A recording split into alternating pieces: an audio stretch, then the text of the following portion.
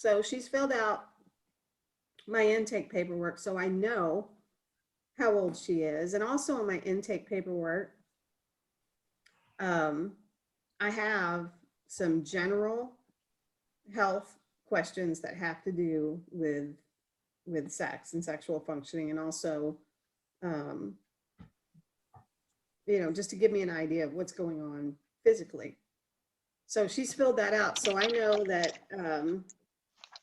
I know the medications that Allie's on. She's not on any psychotropic medications or any other medications. She takes vitamin supplements. So there's no medications, which I look at, that is on my intake form. Allie has, outside of her vaccine, Allie usually has regular periods. Allie isn't pregnant, and she's never been pregnant. So these are the things that I know from my intake paperwork. All right, so. Hi, Alexandra. Nice to meet you. Now, do you prefer Alexandra or Allie? I go by Allie. Oh, okay. And what pronouns do you prefer? She, her. She, her? All right. Okay. Well, I'm glad you called me and you said that you were interested in the fact that I'm a sex therapist. I just want to start out by saying, so, for some people, it can be a difficult subject, and I tend to ask pretty specific questions. So if at any point you get uncomfortable, please let me know, because I want to make sure we go at your pace. Thank you. Okay, good. All right. Are you currently partnered in a Yes, relationship? I Okay. am. All right. And what is your orientation?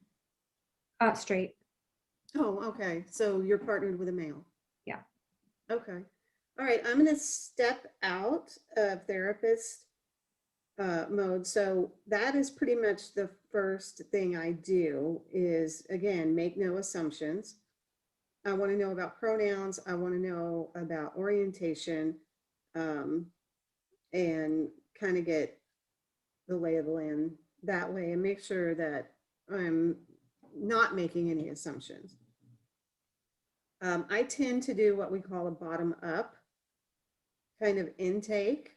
If you'll recall our sex history class, you can, take a formal sex history, or you can meet the patient at the problem and then branch out from there. And I really try to meet the patient where they are, but everyone's different. Okay, so another thing I want to know, because it does affect sexual functioning. Okay, Allie, so you are partnered with a male. How long have you been in your current relationship? 3 years. 3 years. Okay, all right. So I have just figured out that more than likely, maybe not, but more than likely, Allie is out of the limerent stage. That also affects sexual functioning. All right, Allie, what prompted you to give me a call? What's happening for you sexually? Well, as I said, we've been together for 3 years. And in the beginning, we were having a lot more sex, and it was really good, and I felt like I wanted to be having sex. And just in the last, I would say, year or so, I've just not really had interest. And my boyfriend says it's fine, but I know it's not fine. And I've been talking to my girlfriends, and they don't really have much, I don't know, advice for me. So I thought I would come to you.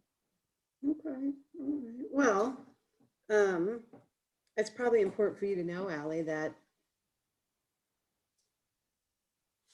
a relationship has a developmental arc just like a human being does. And in the beginning, most people experience higher desire and more frequent sex. And it's very, very common for that as time passes and a relationship transitions from this more excited kind of feeling to a more relaxed feeling as the relationship transitions, then the frequency and the intensity of the sexual contact decreases. So that is really, really common. Were you aware of that? That there's kind of a wear off factor? No, I wasn't. Oh, okay. Well, I mean, I see a lot of people that come to me and think they have a problem because they want to recapture the sex they had in like the first year and a half or 2 years. And um, relationships just don't sustain that kind of activity. In other words, it's supposed to wear off. So, um, how is your diet, sleep, and exercise? Um, my diet's pretty good. My sleep's been not great. Um, I feel like I've been stressed. I don't know. I wake up throughout the night. Uh, and I exercise every day, but it's not the same as when you were like in your 20s. It doesn't have the same effects. Yes, I definitely understand that. You know, interestingly enough, your sexual response and your sexual functioning, that's something else that also changes as you grow older. Were you aware of that? I don't know that I like know it as much as like it feels like that would make sense. Mhm. But yeah, okay. Yeah. Sexually, do you feel different than you did when you were in your 20s? Yeah, I think it was definitely more active in my 20s. I also wasn't in a relationship this long in my 20s. Mhm. But yeah, I was definitely more active, um, more confident. Okay. All right. So, do you smoke at all? Smoke cigarettes or No. no? Okay. What about any other substances? Alcohol? I drink alcohol maybe like once a week, once every 2 weeks. Oh, okay. All right. Yeah. So I'm going to pop out again. So most of you probably remember I'm starting at the top, which is the medical organic. Now, giving Allie's age and the fact that I know that she's not pregnant and has regular periods, if Allie was my age, I would be assessing perimenopause, menopause issues, but she's not. So I'm starting with the physical organic at the top. So I'm interested in her diet, sleep, exercise. Uh, Cigarette smoking, obviously, it affects males and females because it affects the vascular system, and also any substance, which also affects. So I know about medication, so it's really important that I start there.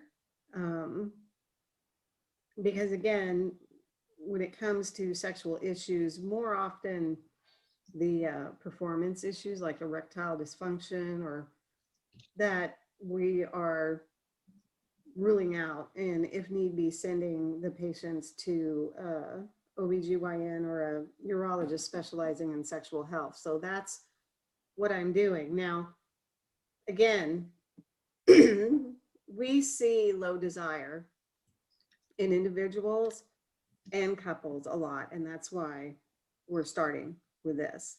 So let me just take a moment, take a breath, and pick up where I left off. So um, I'll ask a couple more questions and then I'm going to kind of move. I want you guys to have a template in your head of, kind of where I'm going. These are kind of those guidelines. So the physical, organic, medical stuff, that's where I'm starting. That's where I usually start.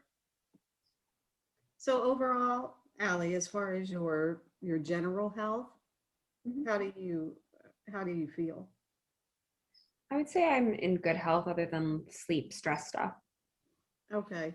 Now, is your sleep issues, have you always had sleep issues or is it more situational? Um, I haven't always had sleep issues. I think I think being 34 and in this relationship where I'm wanting things to be different, I've had a lot of stress, Mm, and I think it keeps me up at night. I think this like sex component is not helping either. Um, I'm feeling my body kind of not being what it used to be. Like I'm not 25. Um, yeah, I don't know. Those things keep me up at night. yeah, okay, I understand. So there's some stress. Yeah. Okay. Um, and it sounds like maybe that's around your relationship. Do you mind if we just spend a little bit of time talking about that so I can better understand it? Sure. Okay. What is the relationship stress you're experiencing about? Um, well, I'm 34 and I feel like it's like the moment in my life where I'd like to start building a family. And as that conversation has been happening with my boyfriend, um, he's really pulled away and kind of shut down a bit more. And he, I don't know, it feels like there's like a disconnect between us lately. And I feel like I'm kind of confused by it. I don't know. And I thought we were good, and now things just feel really distant. Okay. How long have you felt distant from him? Um, I would say more in the last like 6 months. Okay. Yeah. And you said he says it's fine, but you have a sense that it's not fine. Is that kind of a felt sense, an implicit sense?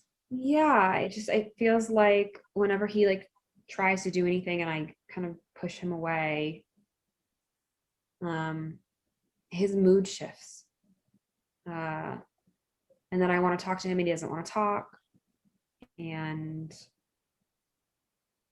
but I also feel like he's not quite getting it because every time he comes and touches me, it feels like he really just wants to like fulfill a need of his. It's not really that he's attracted to me and I'm not feeling attractive in that dynamic. Mm-hmm. Um, yeah. Okay.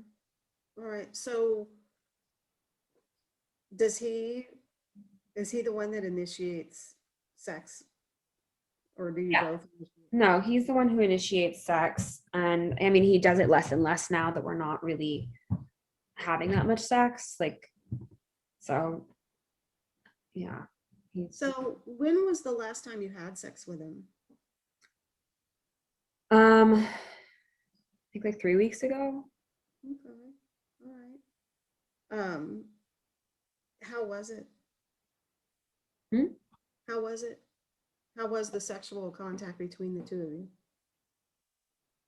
It was good. I didn't feel like I was really there. Like I felt like I know I do this thing sometimes where I feel like I'm kind of watching myself or like I'm not quite in my body and I feel disconnected from the process and it felt like I was really like doing it for him and I mean I enjoyed myself. Um like, he's good at what he does, but I just didn't feel all there. Like my brain felt really split. Okay. All right. So you say you enjoyed yourself. Did you have an orgasm? Yeah, I Or did. okay. Did you have more than one orgasm? I'm just curious. Some of my patients. Okay. Are you multi-orgasmic? I guess I can be because it has happened, but I think in this dynamic, it's like get it over with, kind of. Okay. All right. So going into that last sexual experience 3 weeks ago, you weren't feeling like spontaneous desire. Mm-mm. Okay. All right. No, I That's just felt like it had been, a few weeks, and that's what I'm supposed to do. Like at some point I gotta say yes. And I understand that. And, you know, a lot of people choose to be sexual. And, you know, sometimes desire precedes sexual contact and arousal, and other times the arousal or the contact has to happen first and the desire follows. And then other times we make a decision to be sexual for any other reason and we don't experience desire. And all of that is, you know, I don't like the word normal, especially when we're talking about sex. I tend to say common, but you know, in this instance, all of that is normal. Now, you know, it does sound like that the relational issue is affecting the sexual response between you two. You know, because you said you felt disconnected from him. Mm-hmm. Can you tell me more about this feeling that your brain was split? Um, like even getting into it, like I felt like I was thinking about like how long is this gonna take? I've got other stuff to do. Like the list was going in my mind. And then like as he was like touching me, I would like think about the parts of my body he was touching. And like if he touched a part of my body I didn't like, then it would like really pull me out. And I felt like I was not in a like a positive space with him. I was in a like a disgust kind of space. Not with him, but like with myself, I guess. And I guess disgust feels like a harsh word, but it felt like a cringing kind of feeling. Yeah, so I just felt like I was kind of like checked out. Like it wasn't like I was in the moment with him. Hmm, okay. And I understand that. And as we move along, I'll be talking to you about the terms that I use are regulation, that describes a calm, open, alert state, and dysregulation, which describes any form of upset, really. It can be fear, anger, anxiety, disgust, um, any of that. So, and the two different hemispheres of your brain work differently. The left hemisphere, where your logic and reasoning is, and the right hemisphere, which is connected to your body. And when you say split brain, intuitively, you know that you were kind of moving in and out of your right hemisphere in your body. So we pay attention to that. The way that I work, we do.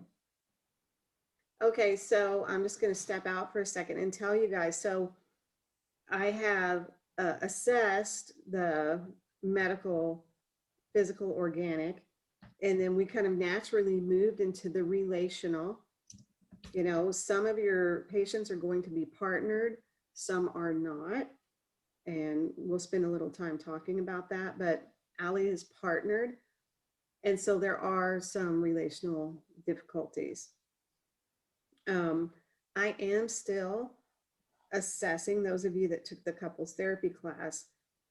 In the back of my mind, I'm paying attention and trying to figure out Allie's closeness dynamic, if she has the fear of abandonment and or envelopment. And by the way her boyfriend is acting, you know, I'm trying to figure out if he's dysregulated by children or if he has the fear of envelopment or both, which one kind of caused the other. So I am assessing that.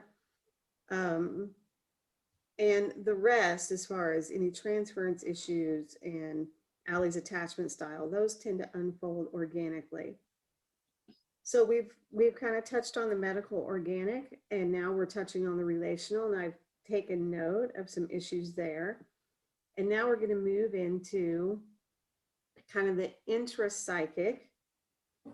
So we went from interpersonal, her relationship, and now we're moving into the intrapsychic issues that also affect sexual functioning. So Allie, you said that you had kind of a not disgust, but a cringy about yourself. Can you tell me more about that? Um, I guess just as I've gotten older, I've just noticed parts of my body that just aren't the same as what they were before when I was in my 20s, when I felt more confident, when I felt um better about myself. And it's hard when I'm with my partner and he touches those parts of my body for me not to imagine he's feeling kind of grossed out by them. Um, and I want to hide. So you feel kind of a, like a, I'm wondering if it's a little bit of a self-esteem dip or shame response to the parts of your body that have changed? Yeah, I think definitely. Okay, all right. You know, I am curious, if you think about um, the last time that you felt really sexy, can you describe some of the components of that? Last time I felt really sexy. I mean, I feel like I was definitely fully clothed. Um, I don't know. I mean, I went out with my girlfriends maybe like 2 or 3 months ago, something like that. We went out to dinner and I got dressed up and um, I liked the dress I was wearing and I felt good in it and I got compliments and I remember when I got home, um, my boyfriend like couldn't keep his hands off of me and it like that was a different dynamic. Felt like he was seeing me a little bit differently. Um, and I think that when we had sex that night, it wasn't as like I don't remember being in my head as much. I felt like it was a little bit more present. I felt more I felt less like I was a whole for him. And I also felt good about myself. Like I was feeling good that night. Hmm. Yeah, I mean, that makes sense. When you feel good internally and you're getting some good input externally, that's a pretty much an ideal environment for sexual desire.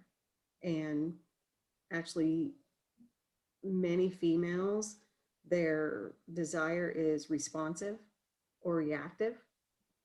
And so when someone wants us and they're focused on us and they tell us that they want us, their desire for us can kind of increase our desire. Does that make sense? Yeah, absolutely. Okay, all right. And this feeling that you describe of not being in your head so much, the way I kind of interpret that is experiencing a more mindful sexuality where you're staying in the moment Mhm. and staying in your body. Yeah, for Does, sure. does that resonate with you? Yeah, I felt like in that time, like I was very present with myself and I felt I just didn't think about the parts of my body that I didn't like. Hmm. Um, yeah, it just wasn't on my mind. Yeah. And the way I interpret that is that your left hemisphere, with its reasoning and actually judgment, was kind of quiet, and you could stay in your body and have that freedom to not care in that moment. Mhm. Okay. Well, I mean, there, as you can tell by our session, there's a lot of different factors in play in individual sexual response, and your sexual response is as unique to you as your fingerprint. So if it feels like I'm a little all over the place, I'm trying to get kind of a big picture view of what is going on for you right now in this moment. Um, it's been my experience, and I want to check it out with you. one of the main culprits that affects sexual desire is relational difficulty. And females in particular traditionally do not do well with emotional disconnection because that causes dysregulation, causes upset. And it's very hard for us to have any dysregulation and have sexual desire at the same time. So, it's easier for some people to kind of compartmentalize and be sexual anyway. Another wrinkle, Allie, that I'm curious might be going on is the way that males are socialized in our culture. They tend to get a lot of those emotional needs met through physical and sexual contact. Mhm. So the kind of shorthand way that I look at it is that men would rather have sex than talk, and women need to talk to have sex. Does that resonate with you? Yeah, definitely. Okay, all right. All right. Well, it doesn't sound like, I mean, the sleep issue um, long term can affect your sexual functioning, but it sounds like, you're under some relational stress right now. So, physically, it sounds like you're okay. It sounds to me like maybe if we're prioritizing what's going on, that really the main factor is the status of your relationship right now. And then maybe secondarily is some of the issues going on with you and your body and how you're viewing yourself. Yeah, that sounds about right. Okay. All right. So I'm going to pop out right now. So you guys say, I don't know enough to be a sex therapist. I've had 32 minutes with Allie, which means we only have about 20 minutes left. And I haven't even started history yet. So this is a first session.